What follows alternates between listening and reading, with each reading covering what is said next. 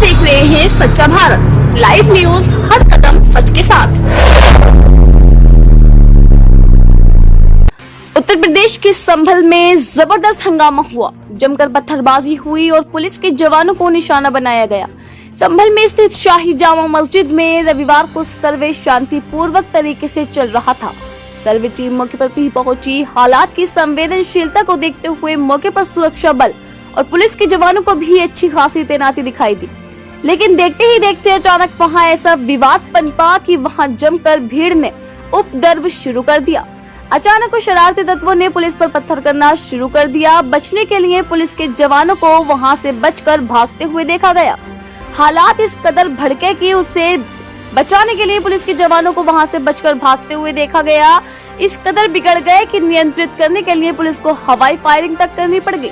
इस घटना पर यूपी के डीजीपी प्रशांत कुमार ने कहा कि कोर्ट के आदेश पर संभल में सर्वे करवाया जा रहा था। कुछ असामाजिक तत्वों ने पथराव किया है। पुलिस और वरिष्ठ अधिकारी मौके पर मौजूद हैं। स्थिति जस की है नियंत्रण में। पुलिस पत्थरबाजों की पहचान कर उचित कानूनी कार्रवाई करेगी। वहीं इस पर शक्ति दिखाते हुए उत्तर प्रदेश के डिप्टी सीएम केशव प्रसाद मौर्य ने भी उचित कार्रवाई की बात कही है। एएसआई सर्वे करने आई टीम पर वहां पर पथराव हो रहा है। पुलिस पर पथराव हुआ है। माननीय न्यायालय के आदेश पर पालन करना है, ये सरकार की जिम्मेदारी है। नासिर मिर्जा के साथ हुसैन खान की रिपोर्ट। सही सर्वे करने गई टीम पर वहां पे पथराव हो रहा है सर, पुलिस पे पथराव। देखिए, माननीय न्यायालय के आदेश का पालन कराना ये सरकार की जिम्मेदारी है, पुलिस प्रशासन की जिम्मेदारी, उसे कराया जाएगा। जो माननीय न्यायालय के आदेश के अनुपालन में बाधा डालेंगे उनके खिलाफ कानून अपना। सर्वे कंप्लीट हो चुका है और सर्वे टीम को सुरक्षित हमने जगह पे पहुंचा दिया है और बाकी जो चीजें हैं वो भी कंट्रोल में।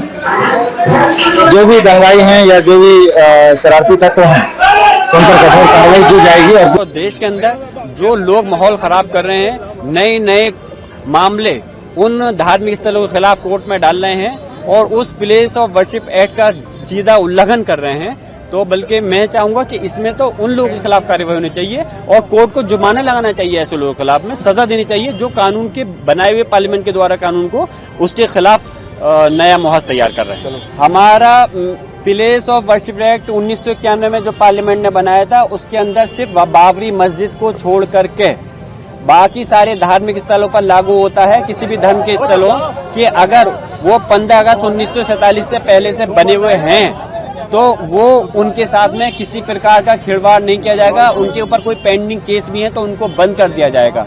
लेकिन यहाँ तो नए नए केस डाल करके उस केस की संविधान की धज्जियां उड़ाई जा रही हैं। मैं इसके खिलाफ हूँ, इसकी मुखालफत में हूँ मैं, और हम कानूनी लड़ाई इसके खिलाफ लड़ेंगे। टीम पहुंची, शुरुआत में सब कुछ ठीक था, लगभग 2 घंटे ठीक ठाक सर्वे हुआ, कोई दिक्कत नहीं थी। उसके बाद वहाँ पे उसी दौरान क्राउड इकट्ठी हो गई। शुरुआत में वो लोग कुछ नारे वारे लगाने लगे। उसके बाद थोड़ी देर बाद वहाँ पे पथराव शुरू हो गया। पुलिस ने उन लोगों को दूर किया, हालांकि वो मस्जिद परिसर तक नहीं जाने पाए थे। पुलिस ने उनको दूर किया और उसके बाद जब सर्वे कंप्लीट हुआ 11 बजे के थोड़ा सा बाद जब टीम निकली सर्वे करने के बाद, तो उसके बाद उन्होंने खूब पथराव करना शुरू कर दिया।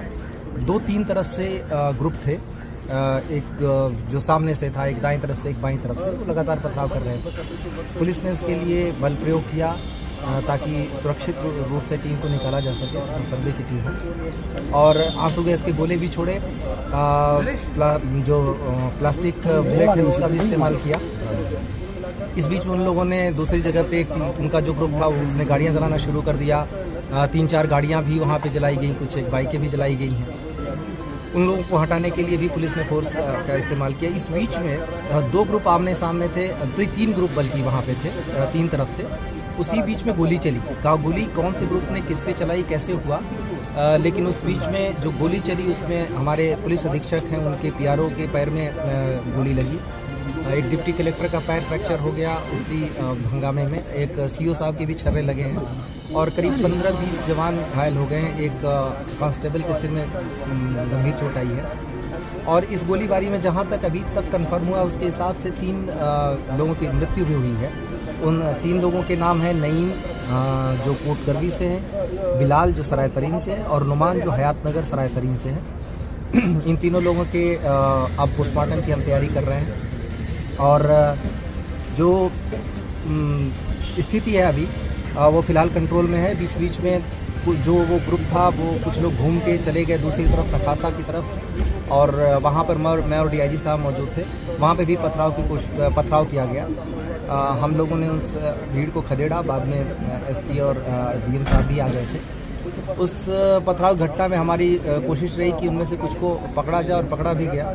उनमें 2 महिलाएं भी पकड़ी गई जो छत पर से पथराव कर रही हैं, और काफ़ी कुछ 5-6 लड़के भी पकड़े गए। अभी तक कुल मिला के जो अभी तक संख्या 15 लोगों के करीब डिटेन किया गया है। उन लोगों से पूछताछ चल रही है। ये निश्चित रूप से एक उकसावे के अंदर की कार्रवाई है, जिसमें जाने भी गई हैं। ये सारे लोग नई उम्र के लड़के या तो थे या फिर महिलाएं थी। ये सारे लोग किसी न किसी उकसावे में आकर कर रहे थे, क्योंकि जो सर्वे का काम है वो कोर्ट के आदेश से पहली बात